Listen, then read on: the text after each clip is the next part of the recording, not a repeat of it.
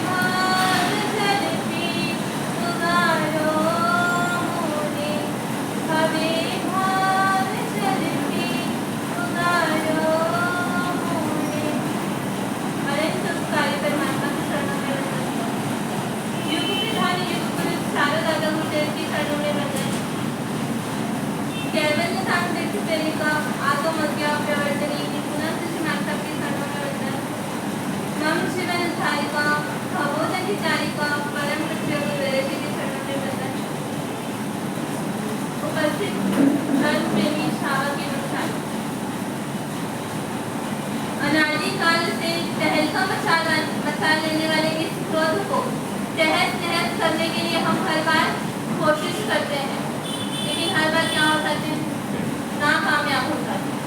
और ये मनुष्य भाव हमको मिला है, तो अभी तो हमारे पास समझ भी है, समझ शक्ति भी है, और समझ नहीं है तो समझ देने के लिए गुरु भगवान का भी है। तो अभी क्या करते हैं इस भाव में, सिर्फ क्रोध को कैसे हम विग्रह में करें। किसान खेत में धान बोने के लिए, फसल बोने के लिए स्वतंत्र रहता है। उसको क्या बोना है, कौन सा धान बोना है, गेहूं बोना है कि चना बोना है, कितना बोना है, कितने एकड़ में बोना है, कि छोटे से पार्ट में बोना है या बड़े से खेत में बोना है। तो वो सिर्फ उसके लिए स्वतंत्र है, कितना बोना, कैसे बोना। लेकिन फल क्या मिलेगा, इसके लिए वो स्वतंत्र है क्या, इसके लिए वो अधिकारी है। अगर वो चाहे मैं इतने से जगह में धान बो रहा हूँ और मुझे बहुत सारा उसका फल मिले, धान मिले, तो मिलेगा क्या, नहीं। वो सिर्फ बोने का अधिकारी है, फल देने के लिए तो वो अधिकारी नहीं है। वैसे ही जैसे हम कर्म करते हैं, अगर वो किसान बबूल का वृक्ष बोएगा तो उसे क्या कांटा ही मिलेगा, कांटा की चुभन उसको सहन करनी पड़ेगी। और अगर आम बोएगा तो आम का स्वाद भी उसको चखने के लिए मिलेगा। मतलब वो जैसा फसल बोएगा उसको वैसा ही फल मिलेगा। खेडूत तो इस बात के लिए उसको समझ है कि मैं जैसा बोऊंगा उसको वैसा ही मिलेगा। अगर इसी बात को हम भी अपने जीवन में देखते हैं, तो जैसा हम कर्म करते हैं वैसे ही कर्म सत्ता अपने को फल देती है। कर्म सत्ता को किसी की शर्म नहीं होती है, चाहे वो किसी की भी आत्मा। परमात्मा जैसे तीर्थंकर परमात्मा जैसे आत्मा को भी वो छोड़े नहीं। भगवान के कानों में की होगी, क्योंकि पिछले भाव में किसी भाव में भगवान महावीर स्वामी ने श्री वशिष्ठ वासुदेव के भाव में शैया पालक के कानों में गरम गरम शीशा डलवाया। तो देखो कर्म सत्ता को तो बड़े मतलब तीर्थंकर परमात्मा जैसी आत्मा थी, तो उनके साथ ऐसा करना था क्या? नहीं करना था। लेकिन कर्म सत्ता किसी को भी नहीं छोड़ती, वो पाई का भी हिसाब लेती है। अब हमको भी यही सोचना है कि हम तो एक मामूली इंसान है, तो कर्म सत्ता तो हमारे साथ बिल्कुल भी धोखा नहीं देगी, वो हमारा भी फल हमको जरूर देगी। एक दादाजी थे, वो रोज दान देते थे, वो कंजूस नहीं थे, मतलब मुट्ठी भर के दान देते थे।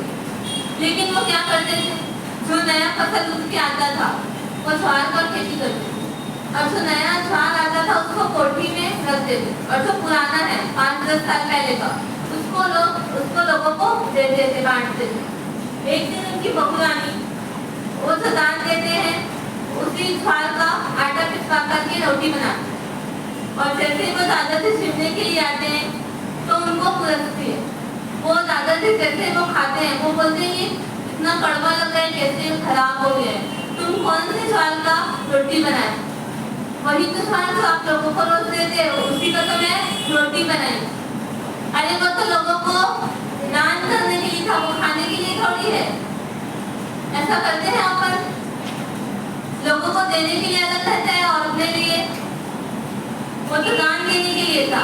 तो उनकी बहू रानी बोलती है, अरे दादाजी अभी हम किसी को ऐसा दे रहे हैं, खराब चीज दे रहे हैं, तो अगले भाव में भी हमको क्या मिलेगा?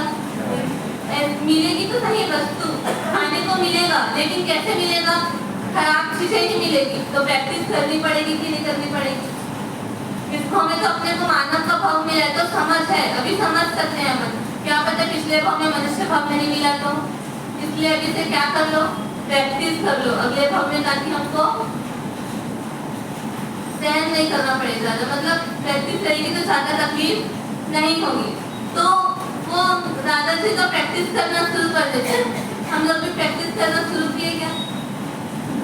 बाहर से हम दिखाते हैं किसी के साथ कि अच्छा व्यवहार है, उनके साथ एकदम प्यार से रहते हैं, लेकिन अंदर में दुश्मनी बनी हुई है अभी भी, है कि नहीं? ऐसा हाथी के दांत दिखाने के अलग होते हैं और खाने के अलग होते हैं। वैसे भी हमारा जीवन कैसे है, सिर्फ हम लोगों के बीच में अलग जीवन जीते हैं, और खुद के हमारा मन कैसा है।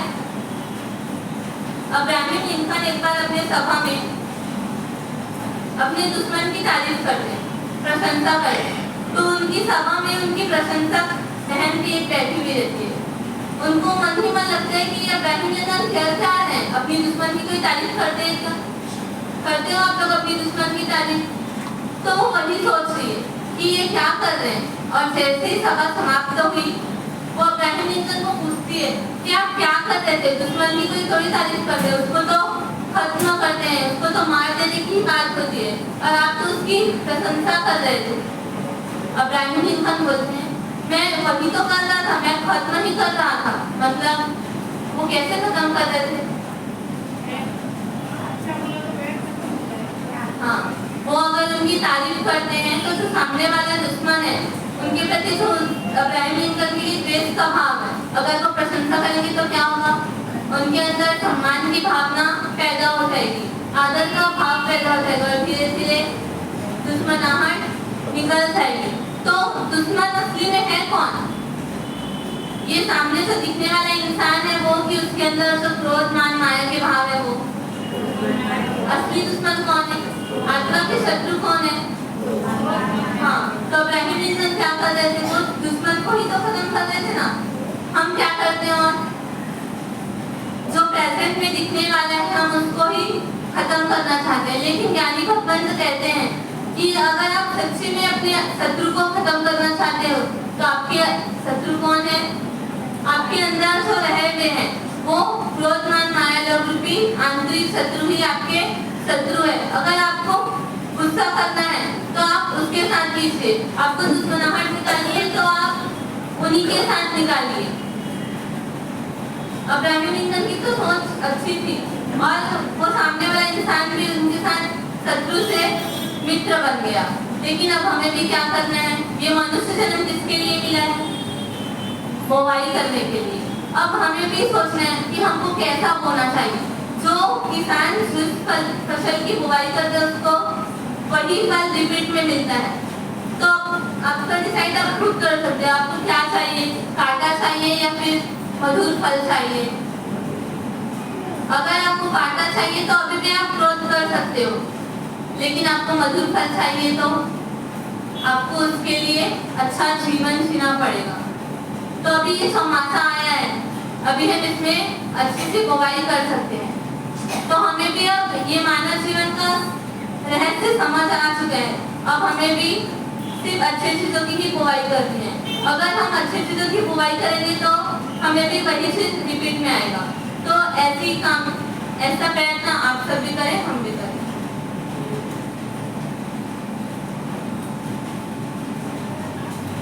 निराकर महापुरुषों के चरणों में नमः। युग प्रधान पुरुष चारों दादा साहेब के चरणों में नमः। गणनायक शिरोमणि परम पूज्य सुखसागर के महाराज साहब के चरणों में नमः। केवली धाम तीर्थ प्रेरिका आगमत्या प्रवर्तिषु परम पूज्य गुरुदेव श्री के चरणों में नमः। मम जीवन उद्धारिका परम पूज्य गुरुदेव श्री के चरणों में नमः। उपस्थित धर्म देवी श्रावक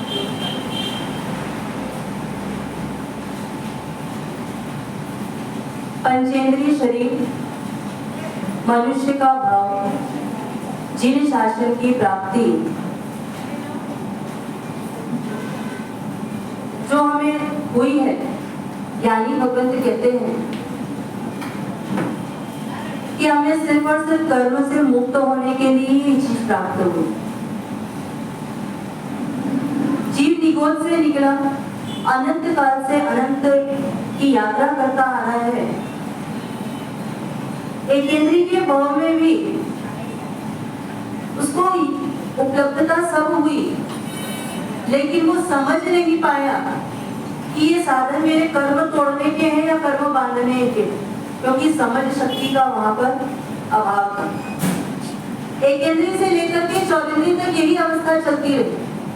पंचेंद्रिय के भाव में आए, नरक गति मिली। नरक गति में विभंग ज्ञान था। विभंग ज्ञान यानी अवधि ज्ञान, विपरीत ज्ञान। वो अवधि ज्ञान के आधार पर वो समझ पा रहा है जी कि पिछला वो कहाँ था, कौन से कर्म बांधे थे और उस कर्म का मुझे क्या फल मिल रहा है।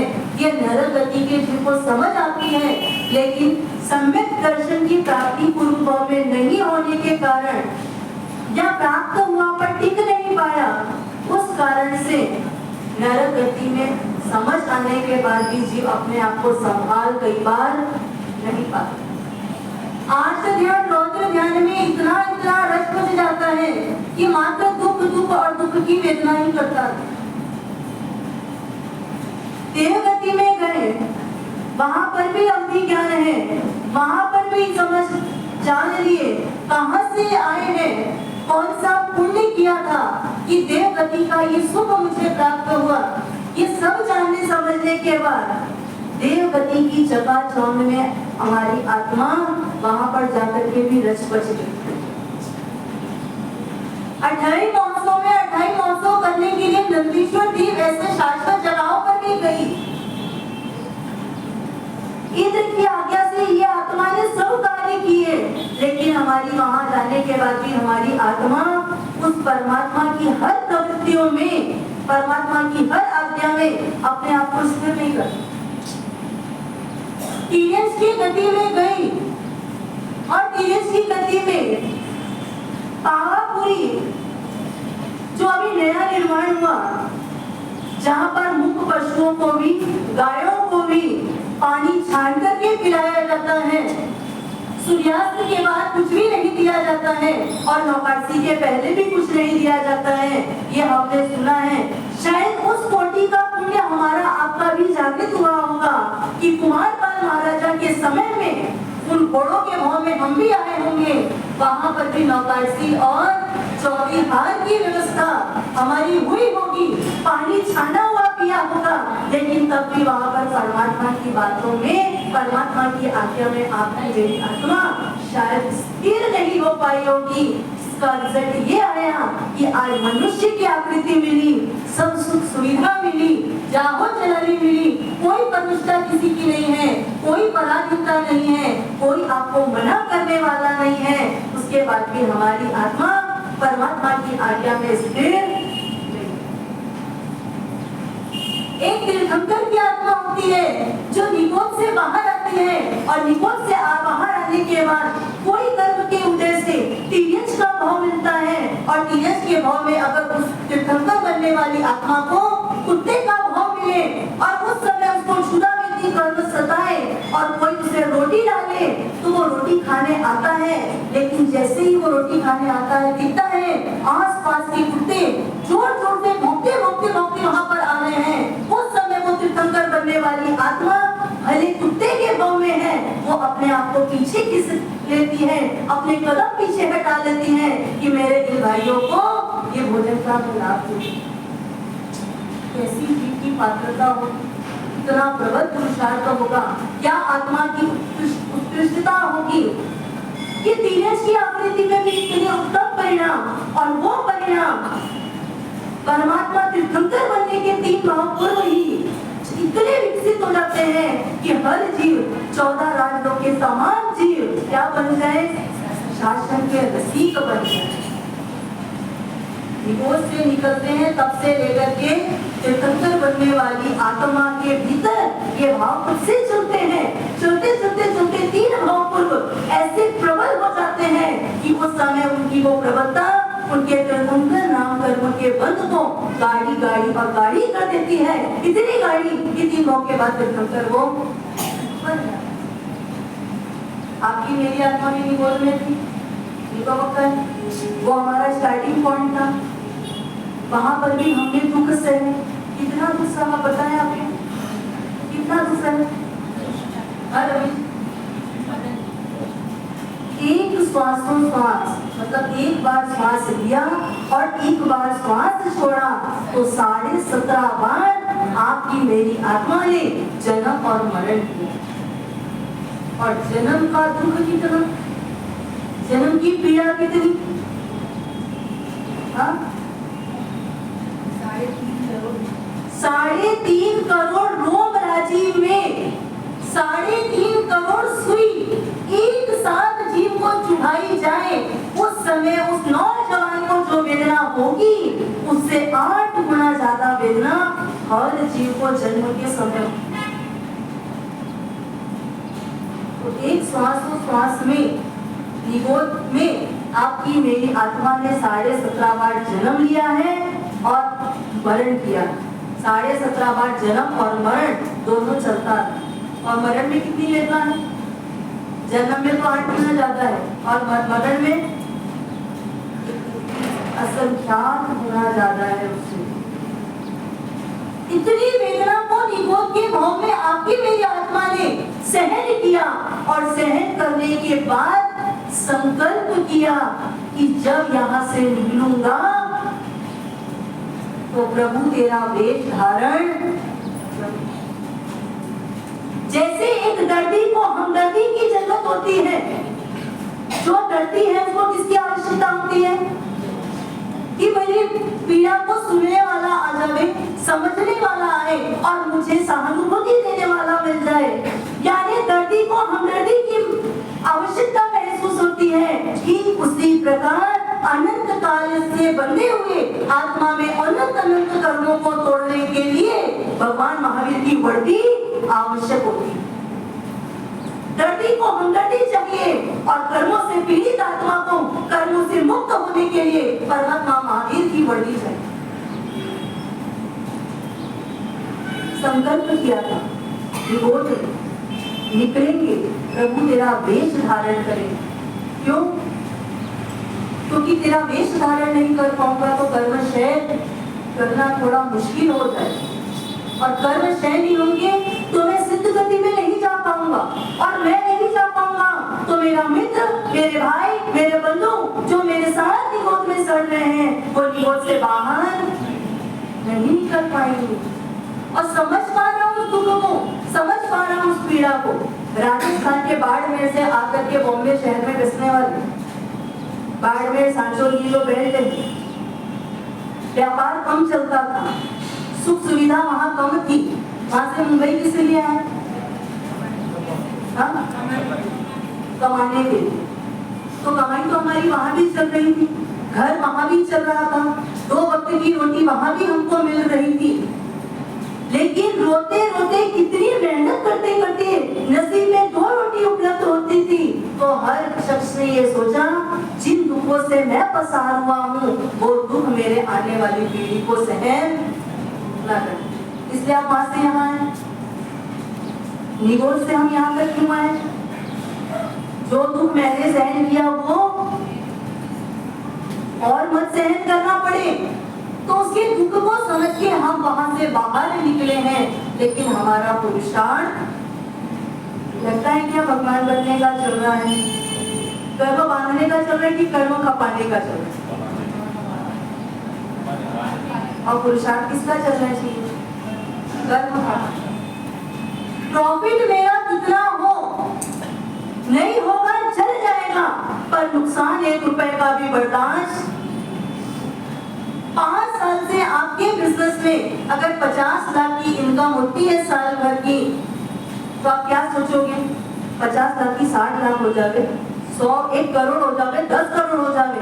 अगर इतनी नहीं होती तो 45 लाख की इनकम तो मैं चलने नहीं दोगे ना। पिछले जन्म का पुण्य इतना प्रबल, इतना एकत्रित किया कि जिन शासन में आपको हमको स्थान मिल गया। अब सच बताना, अब पुण्य हमारा बढ़ रहा है या घट रहा है? जिन शासन में परमात्मा की आज्ञा अनुसार बासी खा सकते हैं, क्यों? कबर में बासी खा रहे नहीं खा रहे हैं? सारे पुराने बासी पुण्य को खपा रहे हैं और नया पुण्य एक समय की है प्रवचन में 24 घंटे में हमने समय कितनी करी? 1। 48 मिनट की एक समय का मूल्य कितना होगा? क्या वो 23 घंटे के पाप को धोने की ताकत रखेगी? पाप 23 घंटे और पुण्य कितने घंटे? बैलेंस कैसा होगा? क्या करना? अब दिन भर तो समय लेके बैठ भी नहीं सकते हो। आपके पास घर है, आपके पास व्यापार है, बिजनेस आपको देखना ही पड़ेगा। संसार में आप बैठे हो, अगर मैं बोलूं आप रोज का रोज पोर्शन लेकर के बैठ जाओ या रोज की 11 समय लेकर के बैठ जाओ, तो अभी वर्तमान समय जो आपका चल रहा है शायद उस समय वो पॉसिबल थोड़ा कम लगता है। पर मुंबई शहर का एक शख्स ऐसा है, इसी मुंबई शहर बोरीवली में रहने वाले वो श्रावक, महीने की आखिरी तारीख को पत्नी से पूछते हैं इस महीने घर खर्च कितना लगेगा? सिलेंडर का, राशन का, बच्चों की पढ़ाई का और अटसेट सब मिला करके पत्नी कहती है लगभग अंदाजित 1 लाख रुपए खर्चा लगने की संभावना बैठती। 1 तारीख को दुकान का शटर खोलते हैं, 1 दिन, 2 दिन, 3 दिन, 3 दिन में 3 तारीख के दोपहर के 12 बजे तक अगर 1 लाख रुपए की व्यवस्था हो गई तो 12:15 बजे शटर डाउन और सीधा ट्रेन में बैठ करके संकेश्वर चले जाए। 29 तारीख की रात को संकेश्वर से गाड़ी पकड़ के 30 तारीख को सुबह यहाँ पहुँचते हैं और फिर अपनी पत्नी से पूछते हैं कि इस महीने तुमको खर्च कितने लगे? कुछ विशेष कारण हो या घर में शादी वगैरह का कोई कार्यक्रम पड़ जाए, लगे कि इस बार खर्चा थोड़ा ज्यादा लगना है, 2 लाख बोल दिया, 5 लाख बोल दिया, वो 5 लाख की व्यवस्था की, जितने बजे 5 लाख की व्यवस्था हुई और सीधा। अब सोचो 25 दिन 27 दिन ऑफिस न खुले तो आपको क्या डर है? डर किसी डर पंजी? आपका कस्टमर किसी और का कस्टमर बन जाएगा। कर्म सत्ता कह रही है भैया तुम तो परमात्मा के आजीवन कस्टमर हो, पर तुम परमात्मा को छोड़ करके ये पैसे के कस्टमर कैसे बन गए? तुम पैसे के कस्टमर बनते जा रहे हो, इसलिए तुम्हारा कस्टमर भी इधर उधर डावाडोल होता है। हमारे साहब ने बोला ना, जैसा बोगे वैसा पाओगे, जो दोगे वही आपको मिलेगा। पिछले भाव में पुण्य किया तो जिन शासन आपको मिल गया। पिछले भाव में हमने तैयारी शासन प्राप्त करने की थी, इसलिए शासन मिल गया। और अब शासन में आने के बाद अदर को देख करके, हमारे धर्म में तो दिन भर नियम नियम नियम की बातें हैं और मात्र त्याग की बातें हैं, शौक मौज की कोई बातें नहीं है। ये सोच करके अगर शासन के साथ हमने वफादारी नहीं रखी तो वापस कहाँ जाएंगे? जहाँ से सांप सीढ़ी एक गेम होता है, बच्चे खेलते देखा है आप लोग? कितने सारे उसमें सांप होते हैं और जब सांप काट देवे तो कहाँ आते हैं? यहाँ उसकी पूंछ होती है, मतलब ऊपर चढ़ा हुआ व्यक्ति नीचे आ जाता है। 96 तक जब तक उसकी बॉडी न पहुंचे तब तक उसकी धड़कन अब करती है। 95 में गोटी आई और सांप, बड़े सांप ने काटा, गिर करके सीधा वन पर। क्या हालत होती उस समय उस बच्चे की? उस बच्चे का दुख, वो 2 घंटे से आपके साथ खेल रहा है, दादा एक गेम और, एक गेम ये गेम जीत जाऊंगा, ये गेम एक और ये जीत जाऊंगा।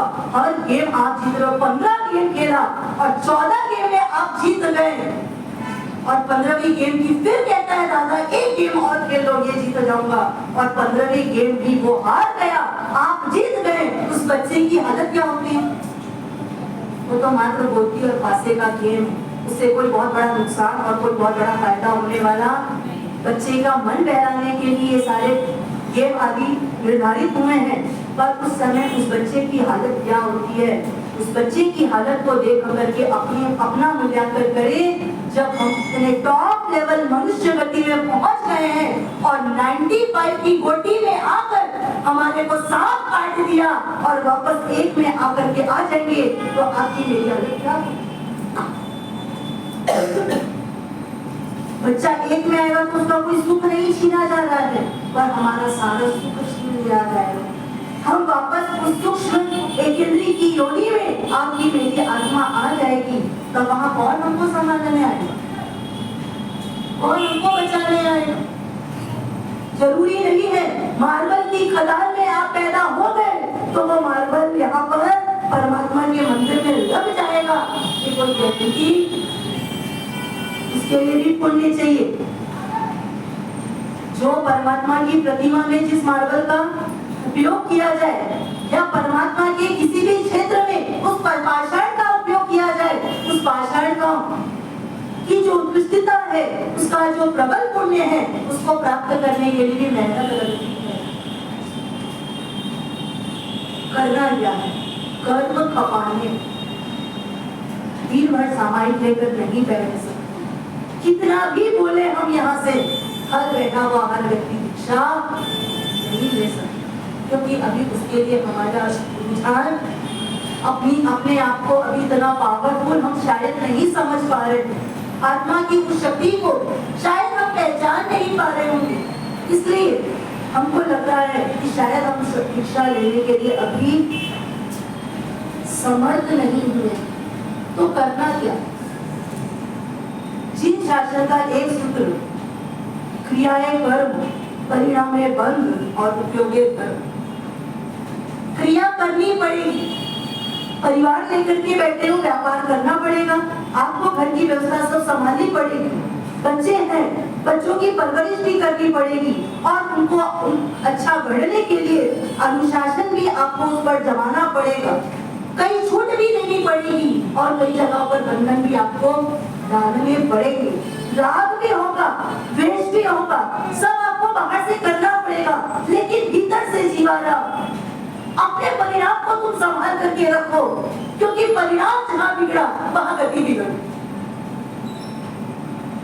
बाहरी प्रवृत्ति बिगड़ेगी तो इतना बड़ा नुकसान नहीं होगा, लेकिन परिणाम अगर बिगड़ गया तो 3 लोगों के ना साक्षात मौजूद होकर के भी आपकी मेरी गति को सुधारने में समर्थ नहीं हो पाए। परिणाम हमारे बदलने चाहिए, परिणाम हमारे अच्छे होने चाहिए, शुभ परिणाम हमारे होने चाहिए।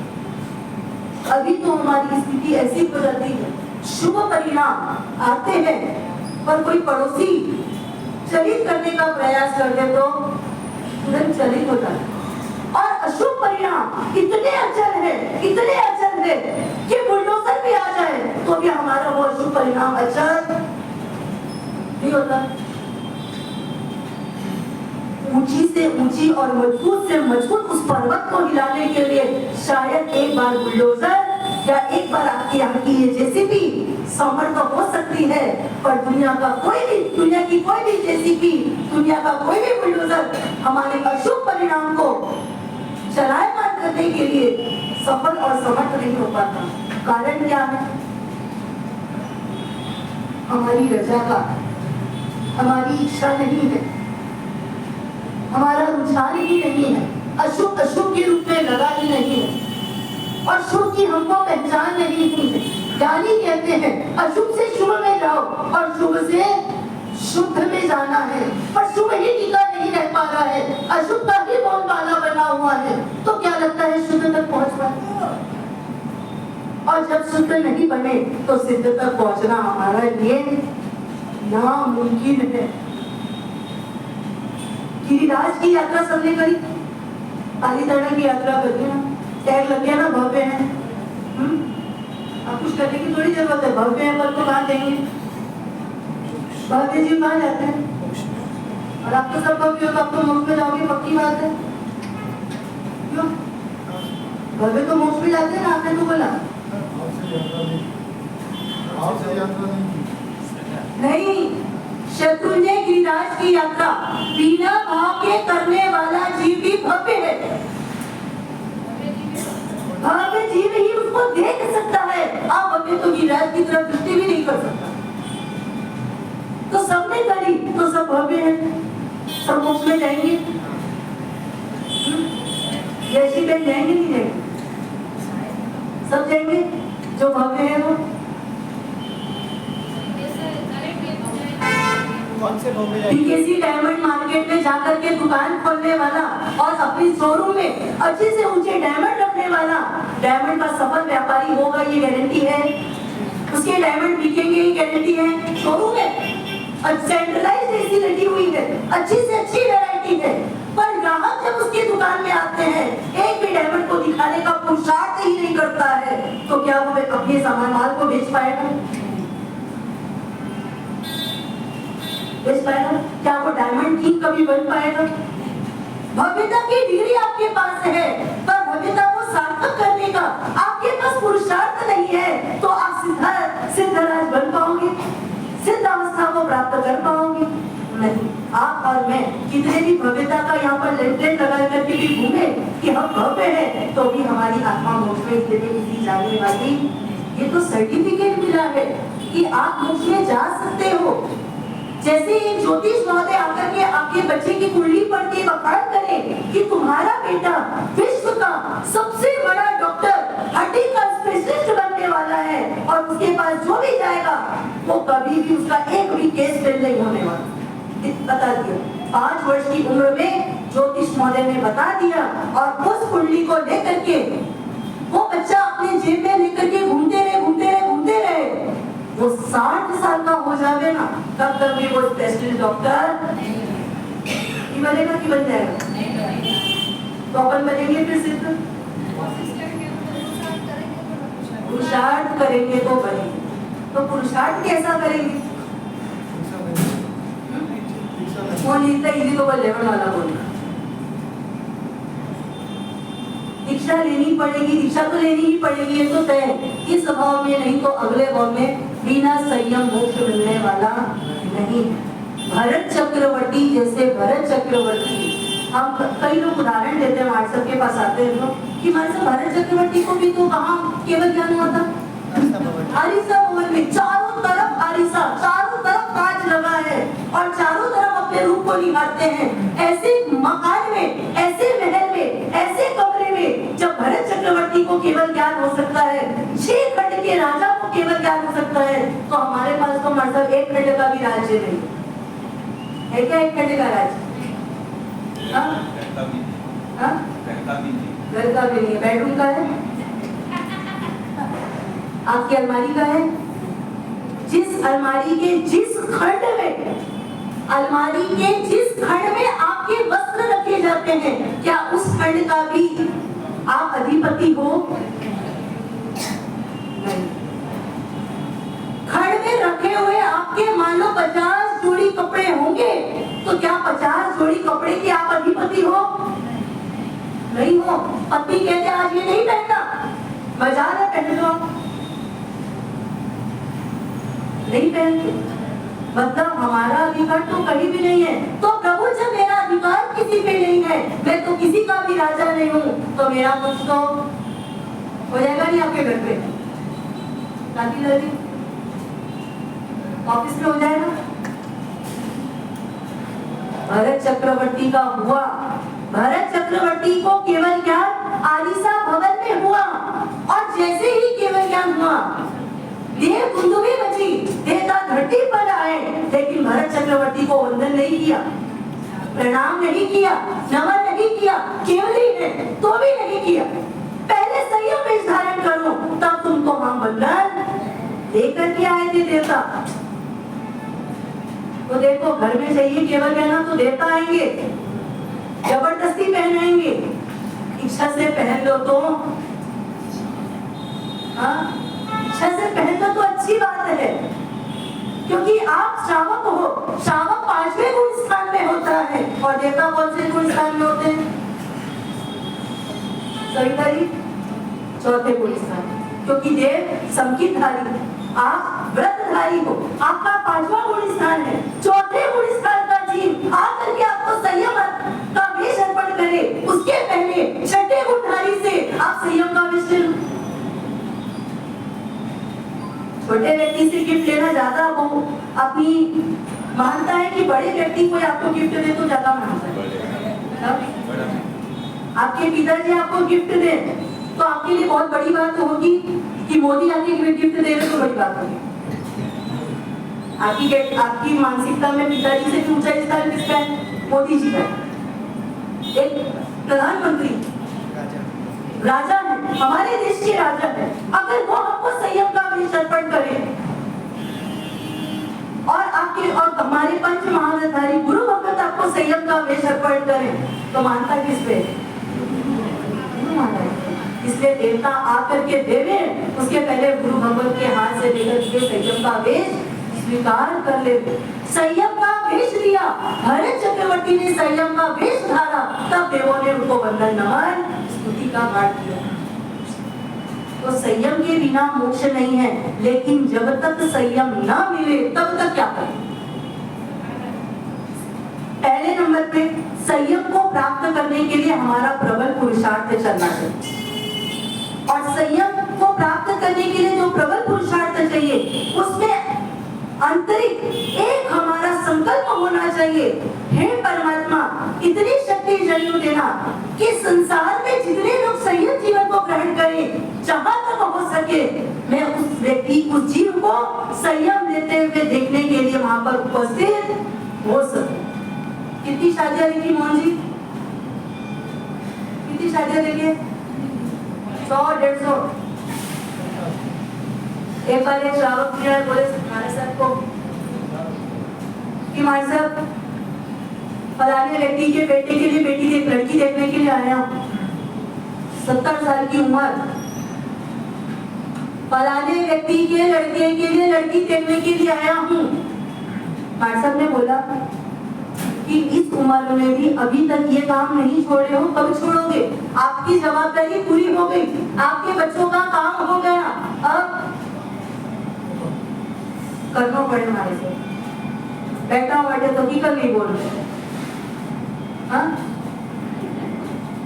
आई जनी आपने संबंध बताया और संबंध फेल हो गया, ठिकरा किसके बात है? सुनोगे? सुनोगे? संबंध सक्सेस हो गया तो कॉलर ऊंची करके हाँ बोलने होंगे, मैंने कराया, और संबंध फेल हो गया तो उसकी रिस्पॉन्सिबिलिटी कौन लेगा? करो इसको बराबर हो तो પછી किलो करो, मोड़ो करो, आप कर्मी होते हैं। महाराज साहब ने बोला इस उम्र में छोड़ दो, कहते हैं महाराज साहब अभी तक 100 बच्चों का संबंध करा चुका हूँ, ये 1 नंबर का,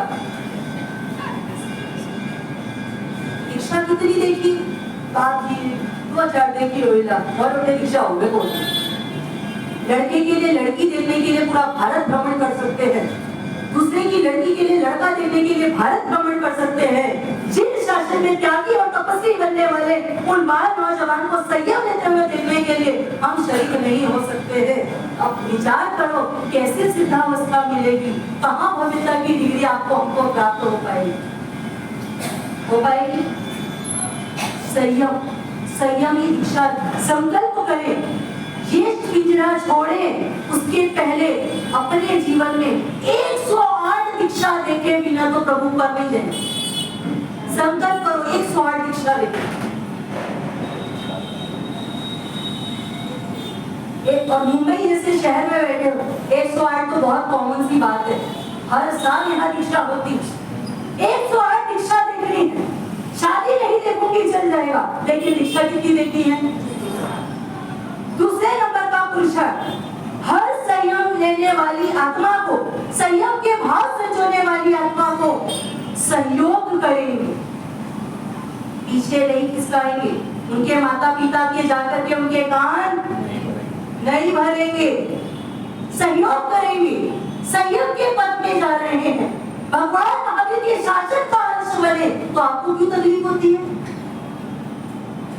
संयम जीवन सार है, बाकी सब ये नारा लगाया है ना कई बार, कईयों की जिसकी दीक्षा देखी होगी वहां लगाया, पर कब संयम जीवन सार है बाकी सब बेकार है, कब जब पड़ोसी का बच्चा दीक्षा ले लेता। दूर दराज का कोई दीक्षा लेता हो जिससे कोई संबंध नहीं है, वहां पर ये हमारा स्लोगन कामयाब होता है।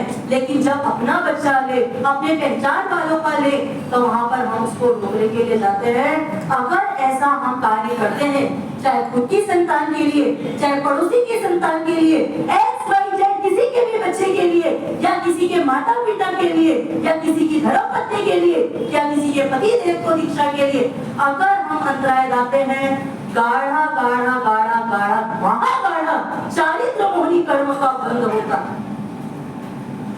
वो दीक्षा लेगा नहीं लेगा बात की बात है, कर्म में लिखा होगा तो निश्चित होगी। आपको कितने हाथ पैर मारो, उसकी दीक्षा रुकने वाली नहीं है। और आप कितना ही बोलो, अगर किस्मत में नहीं लिखा होगा तो वो लेने वाला भी, तो फिर अपनी जबान से कौन सा काम करना अच्छा बनेगा। आपने प्रोत्साहित किया और योग से कर्म का उदय न हो और उस जीव ने संयम ग्रहण नहीं किया, तो भी आपके तो चारित्र मोहनी कर्म ढीले पड़ गए। लेकिन आपने मना किया, उसके बावजूद भी वो बच्चा शिक्षा ले लिया, पर आपके चारित्र मोहनी कर्म टायर में लगी हुई ग्रीस के समान इतने गाढ़े होते हैं कि आप आने की शीशी डालते जाओ, वो कलर आपका निकलना बहुत मेहनत मांगेगा। इसलिए कभी भी हमको किसी पर भी रोकथाम लगानी नहीं। तीसरे नंबर पे अपने परिणाम बिल्कुल भी बिगड़ने नहीं देने हैं। परिणाम तो किसी भी कीमत में हमारे बिगड़ने नहीं चाहिए, किसी भी परिस्थिति में, चाहे आपका दुश्मन आवे, चाहे आपका शुभचिंतक आवे, चाहे आपका अच्छा सोचने वाला आवे, चाहे आपके सामने आपका बुरा सोचने वाला आवे, हमारे परिणाम कभी भी बिगड़ने नहीं, कभी नहीं बिगड़ने। आपको लगता है ये व्यक्ति मेरे सामने आया है और आपको आपकी पुरानी यादें सामने आती जावे, और उस समय अगर आप अपने मन को ना संभाल पाओ, आप वहां से चले, आप अपना स्थान परिवर्तन कर दो, लेकिन उस जीव के प्रति कभी भी कोई भी प्रकार का बुरा विचार, बुरे भाव, बुरे परिणाम आ गए और उस परिणाम के दरमियान आपकी मेरी आत्मा इस पिंजरे को छोड़ करके अगली यात्रा के लिए जब रवाना हो गई, तो वहां पर आपको मुझे कोई भी बचाने वाला नहीं आएगा। तीन लोक के नाथ भी असमर्थ है, असमर्थ है। परम में परम भक्त श्रेणी को भी नहीं बचा पाए नरक जाने से, तो आपको मेरे को बचाएंगे? लगता है आपको श्रेणी महाराजा जी जैसी हमारे पास भक्ति है प्रभु की, जिसकी हड्डी जब अग्नि संस्कार हो गए, हड्डी टूटे और वीर वीर वीर वीर हड्डी की एक एक टूटन ढंग से वीर सुनाई देवे, बाहर खड़े लोगों को सुनाई देवे। ऐसी परम भक्ति शेणी महाराजा की। प्रभु कहे रात को दिन है, शेणी कहते हैं हाँ प्रभु दिन है। प्रभु कहे अभी रात है, शेणी कहे हाँ प्रभु रात है। जो मेरे भगवान ने कहा है वो सत्य है, सत्य है, सत्य है। त्वमेव सत्यम निष्कलंकम, तो ही सच्चे हो, बाकी कोई सच नहीं है। मेरे भीतर आप परमात्मा सच्चे है, मेरे महावीर सच्चे है। ऐसा इतनी गाढ़ी श्रद्धा रखने वाला शेणी कभी नरक में गया तो प्रभु असमर्थ थे उनकी नरक को डालने में। तो आपकी मेरी तो स्थिति वर्तमान की अभिव्यक्ति नहीं है, पर सबकी अपनी अपनी पात्रता, अपनी अपनी योग्यता है। केवल जाने किसके मन की क्या है, मैं जानूं या जाने मेरे राम, दूसरा कोई जानने में समर्थ नहीं है। हमारे परिणाम बिगड़े बिल्कुल भी नहीं। किसी भी संसार में रहो, मंदिर स्थान में रहो, घर स्थान में रहो, संसार के कार्य में रहो, चाहे धर्म कार्य में हो, कहीं पर भी हमारे परिणाम नहीं बिगड़े। और परिणाम नहीं बिगड़ेंगे तो दुनिया के कोई भी माई के लाल के पास इतनी ताकत नहीं कि वो आपकी गति बिगाड़ दे। गति नहीं बिगाड़नी हो तो परिणाम मत बिगाड़ना, और अगर गति कोई भी चलेगी तो फिर परिणाम की कभी कोई परवाह मत करना। हमारा परिणाम सुधरे, परिणाम संभले, ऐसा पुरुषार्थ आपका मेरा चले। इन्हीं भावनाओं के साथ अहो अहो श्री सद्गुरु करुणा सिंधु